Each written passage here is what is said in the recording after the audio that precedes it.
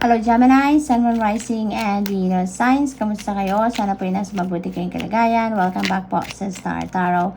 Kung bago kayo dito, welcome din kayo. Thank you sa inyong support. I truly appreciate it. God bless you all.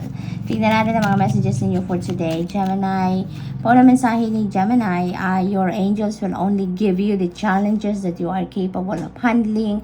Kaya naman, no, lahat ng kahit anumang problema, kahit anumang mga pagsubok ang dumating sa buhay ninyo, Gemini, caribals ninyo yan. Kayang-kaya ninyo yung solusyonan, kaya ninyong lusutan, kaya ninyong lumabas sa sitwasyon na yan, no? Kayang-kaya ninyo ang lahat. There's nothing impossible, diba, with God. Lahat posible para sa Panginoon. While you have a pulse, make every bit of your heart count. Ayan. So, parang habang may buhay, may pag-asa, no? Parang yun ang sinasabi dito sa inyo. Na habang humihinga tayo, meron tayong magagawa. Meron tayong magagawa para sa ikakabuti ng ating sitwasyon, para sa pagtulong sa ibang tao. Meron tayong something productive, meron tayong something sensible na magagawa, kumbaga. Okay? So, what else for Gemini? We have Angel of Peace, Temperance energy. Ayan. So, ang feeling ko dito, no, for some of you, Gemini, magkakaroon kayo dito ng sitwasyon wherein mararamdaman ninyo or mararanasan ninyo ang peace of mind or yung kapayapaan sa inyong dibdib din, no? Kaluwagan ng inyong pag-iisip at kaluwagan ng inyong mararamdaman sa ngayon, ano? Maaaring ito na yon yung pinagdadasal ninyo na magkaroon na kayo ng kapayapaan, magkaroon na kayo ng peace of mind, magkaroon na ng katiwasayan, kumbaga, kung anuman ang inyong sitwasyon. So, maaaring yun talaga ang parating na biyaya din sa inyo sa ngayon. Maaaring kung naman ang mga challenges ninyo pinagdadaanan sa ngayon, maaaring magkakaroon na yan ng solusyon. Kaya masosolve nyo na ang problema, masosolve nyo na ang kung ano man yan, at kaya makakaluwag-luwag na din ang inyong pakiramdam. Hindi ba? Maaaring yan ang ma-experience ninyo sa ngayon.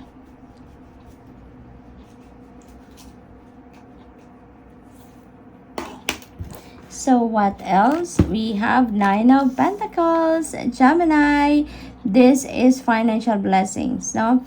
Financial comfort ito na mararanasan ninyo ngayon. Magkakaroon na kayo finally ng financial abundance, financial, prosperity, no? So, napakaganda nito kasi sa tagal, no, siguro ng inyong pagsisikap, pagtatrabaho, pagnenegosyo, no, finally, eto na yon. Makukuha nyo na yung bunga na inyong pinaghirapan. This is your return of investment, ika nga, no, Gemini.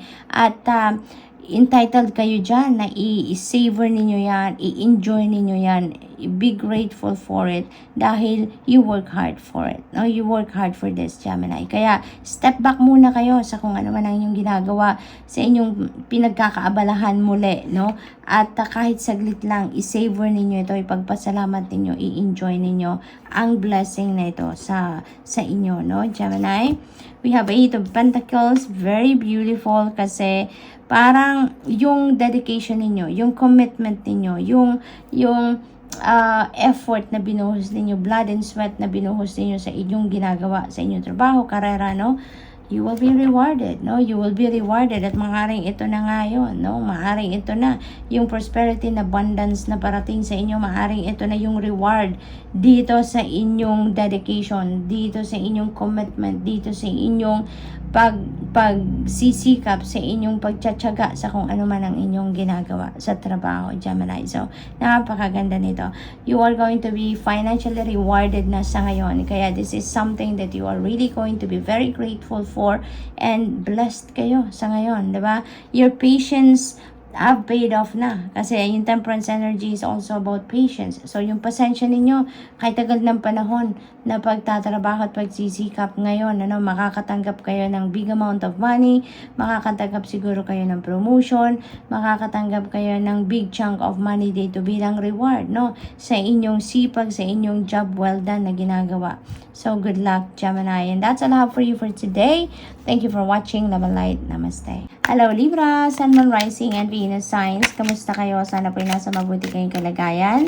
Welcome back po sa Star Tarot. Kung bago kayo dito, welcome din kayo. Thank you sa inyong support. I truly appreciate it. God bless you all. Pauna mensahe ni Libra, your family needs you right now. Call upon your angels to give you strength. Ayan, Libra. So you need, or you may need to reach out ngayon sa inyong pamilya, no? Dahil maaring meron silang kailangan sa iyo sa ngayon. Maaring kailangan nila ng tulong, kailangan nila ng iyong presensya, maaaring kailangan nila ng iyong advice, ng iyong input, ng iyong opinion. It could be anything, no? But you just need to reach out to them sa ngayon nang malaman ninyo kung ano yung kailangan nila, no? Maaring matagal na kayong walang connection, no, sa pamilya ninyo. Maaring ganon. Maaring for some reason siguro medyo hindi kayo nakakapag-usap ng madalas or matagal na talaga kayong hindi nag-uusap. Maaring ganon. Kaya meron din dito sinasabi sa inyo, call upon your angels to give you strength, no, para nang sa gayon magkaroon kayo ng lakas ng loob, no, na makipag-usap sa kanila, mag-reach out sa kanila, no. What else? We have love will get you through. Ayan. Malalampasan ninyo yan, no? Kung ano man ang pag-aatubili, hesitation na nararamdaman ninyo dyan sa pagkoconnect ninyo with your family, malalampasan din ninyo yan. Because family is family. At the end of the day, kahit may mga hindi tayo pagkakaintindihan with them, at the end of the day, no, we always go home or we always go back to family. Dahil may pagmamahal, dahil sa love, no, pinipili pa rin natin ang love for each other, no, dahil ano't ano man ang mangyari, di ba, same blood pa rin ang nananalaytay sa mga ugat natin, di ba, family is family talaga. What else? We have the Chariot energy, and meron kayo dito sigurong bagong endeavor na pupuntahan or gagawin, ano? And you're going to be very decisive about this. Parang decision kayo talaga, super decisive kayo, super determined kayo, super focused kayo sa kung ano man ang gusto ninyong gawin sa ngayon, ano? Parang nanggagaling kasi din kayo dito sa isang tagumpay, nanggagaling kayo dito sa isang success, kaya naman ngayon you're going to be very confident, very assertive, at ano kayo ngayon, talagang laser focused kayo sa kung ano man ang gusto ninyong gawin sa ngayon. Kung ano man yung pag-focusan ninyo sa ngayon, on the prize talaga kayo. Kaya, parang walang makakasagabal dito sa inyo, no? Sa kung ano man ang gusto ninyong puntahan or gawin, walang makakasagabal dito sa inyo dahil kayo, determinado, no? Napakataas ng confidence level din ninyo sa ngayon na kung saan kayo patungo, magiging maayos, magiging maganda at pagsisikapan ninyong pagtagumpayan muli, no? Ang kung ano man ang bagay na itong pagpo-focusan ninyo. Four of Wands, ayan, so this is also celebratory energy. Kaya magiging masaya kayo dito, Libra. Maaaring meron ditong reunion na makakamit kayo, no? Or ma-experience sa ngayon. Maybe talaga you're going to reach out, no, sa inyong pamilya. Maaaring may ganong sitwasyon kayo at maaaring uuwi kayo, bibisita kayo sa kanila. Finally, siguro magkakaayos na kung meron mang hindi magandang sitwasyon before kayo. Maaaring ito na din yung tamang panahon para kayo ay magkausap, yung ganun ba, no? You're going to be feeling free sa ngayon kasi pakiramdam siguro ninyo before, alam mo yun, restricted kayo about something, no? May mga bagay na hindi kayo magawa, may mga bagay na hindi kayo masabi, you know, dahil dyan sa hindi magandang relationship ninyo with some of your family members, no? So, maaaring gano'n ang sitwasyon. But now, na maaaring magbubukas na dito ang puso din ninyo at saka yung mga kapamilya din ninyo, there will be love, there will be forgiveness ngayon, kaya parang makakalaya na din kayo doon sa restrictive energy na yon, no? At magiging masaya, may celebration dito, maaaring i-celebrate ninyo dito ang inyong pagbabate, ang inyong pagre-reconnect with each other, no? Maaaring may kasalan din dito maganap, meron din ditong travel, no? Meron tayong Chariot energy din, so definitely ang iba sa inyo, maaaring may road trip dito na gagawin, maaaring meron uuwi sa inyo, merong babiyahe, dito sa inyo, no? So, most likely ganon ang ganap. So, what else? We have the Lover's energy. Ayan. So, this is important decision na hinaharap ng iba sa inyo dito. This could be related to your love and romantic relationship, or maaaring relationship ninyo with kapamilya, or relationship ninyo with kaibigan, no? Maaaring ganon. So, there are going to be some things dito na kailangan ninyong pag-isipan, pagmuni-munihan, pagdesisyonan. And this is a huge, no, decision na kailangan ninyong gawin dito. Kaya, kailangan ninyong pag-isipan mabuti, and also tune into your intuition so you will also be guided to the right decision, no? For others of you, maaring may leveling up ng commitment dito with your person. Maaring meron talaga ditong magpapakasal na, no? Maaring yun ang pinagdedesisyonan ng iba. Maaari din ang iba sa inyo, if you're single, no? Maaring you're going to enter into a new love and romantic relationship, no? So, maaring ganun din ang ganap. Maaring yun din ang inyong pinag-iisipan, no? Kung handa na kayo para dyan. So, good luck, Libra. That's all I have for you for today. Thank you for watching. Love and light. Namaste. Hello, Aquarius, Sun, Moon, Rising, and Venus signs. Kamusta kayo? Sana po nasa mabuti kayong kalagayan. Welcome back po sa Star Tarot. Kung bago kayo dito, welcome din kayo. Thank you sa inyong support. I truly appreciate it. God bless you all.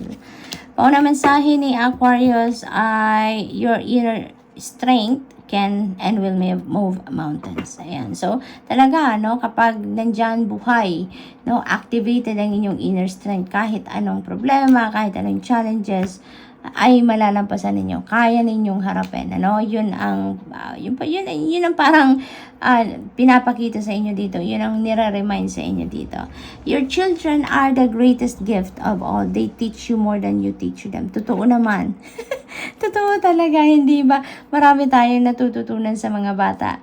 No? Mga bagay na hindi natin napag-aralan, mga bagay na hindi natin matututunan sa school, 'di ba? Mga bagay na hindi itinuro sa atin, 'di ba? ng mga teachers natin, ano, yung ganoon. Kaya nakakatuwa talaga, no? Children are really a huge blessing, no? Para sa atin, dahil aside from fun, aside from ganda, sarap ng pakiramdam na mararamdaman natin kapag nandyan sila, no?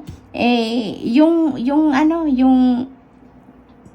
experiences na nararanasan natin with them, no? Isa din yan sa isa sa mga pinakamahalagang parte din ng pagkakaroon ng mga bata around us, hindi ba, Aquarius? What else? We have Ten of Pentacles, beautiful energy. This is financial support, no? Maaaring ang iba sa inyo dito nandun na sa punto na nakapag-ipon na talaga kayo. Maaaring nagsisimula na kayong maglay ng solid foundation sa inyong finances, no? For the future.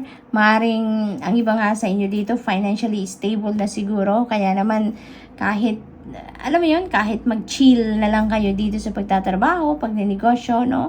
You can already support your family for the long term. Maaring ganun ang sitwasyon ng iba sa inyo dito.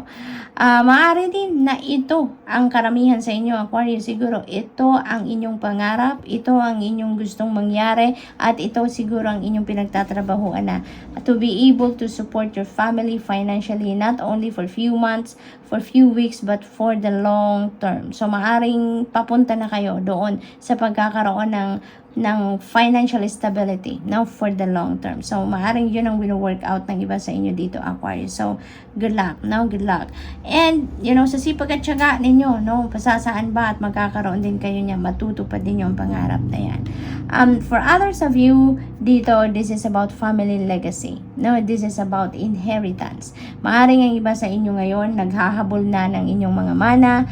Maaring ang iba sa inyo ngayon, may mga pag-uusap na with other family members para maayos na yung mga papeles or kung ano man ang mga kailangan gawin para makuha nyo na ang inyong mana. Maaring naghihintay na lang kayo siguro ng mga finality, no, ng mga dokumento. Maaring pinoproseso sa korte or maaring inaayos na ng abogado yung mga papeles, no, yung mga ganon. So, may mga ganong sitwasyon dito ang iba sa inyo. Naghihintay ng matanggap ang inyong mana. We have King of Swords. Ayan. So, siguro may mga importanteng decision din na kailangan gawin ang iba sa inyo dito, no? That could be related dito sa family, no? Maaaring usaping pamilya ang kailangan ninyong pagdesisyonan dito. Maaari din na yung inner strength na to, ngayon talaga ninyo kailangan para magkaroon kayo ng lakas ng loob din na harapin ang sitwasyon na to at makapagdesisyon kayo ng maayos because maybe mahirap na sitwasyon ito. Maaaring kailangan dito ng paninimbang, kailangan dito siguro ng delicate approach, no? So, yun ang napipick up ko. Kaya, kailangan din ninyong i-activate talaga ninyo ang inner strength and ninyong courage para nang sa gayon maging easy peasy, no? Ang pagdidesisyon ninyo dito, no? So, what else? We have 5 of Swords. Ayan. So, maybe, no? Ang napipick up ko din dito because we have a Ten of Pentacles energy. So, maaring meron ditong pag-uusap na hindi kayo, walang pagkakaintindihan, no? Maaring meron kayong pag-uusap dito with other family members, yun ang napipick up ko, with other family members at maaring naghiwalay kayo dito na hindi kayo on the same page. Maaring naghiwalay kayo dito na hindi kayo nagkaintindihan, no? Maaring kayo dito, maaring dahil sa mga salitang binitawan ninyo, siguro merong tao dito na hindi nagustuhan yan, nag-walk away from you. And maaaring, sumama talaga ang kalooban, no? Maaari din na ang kausap ninyo naman ang nagsalita ng hindi ninyo nagustuhan at maaaring kayo din ang nag-walk away from that person. So, maaaring ganon ang ganap. At siguro nagkaroon dito kayo ng disconnect. Malaking tampuhan siguro ang nangyari dito, no? So, maaaring ganyan ang sitwasyon. So, pasasaan ba, no? This is 5 Swords, 5 resonates with change. Pasasaan ba at magkakausap din kayo, maaayos din ang kung ano man ang hindi ninyo pagkakaintindihan, 'di ba? It will just take time siguro. Maaaring, 'di ba? Time heals, may kasabihan na gano'n. Kaya, maaaring it will take some time, no? Dito, bago kayo magkausap muli or bago ninyo maayos ang ito. Kung ano man ang problemang ito, it's because, kailangan pang bumaba muna ang tensyon, bumaba ang galit, humupa muna ang inyong mga nararamdamang extreme emotion dito at pasasaan ba't magkakausap din at magkakaayos kayo, no? So, good luck, Aquarius, and that's all I have for you for today. Thank you for watching. Love and light. Namaste.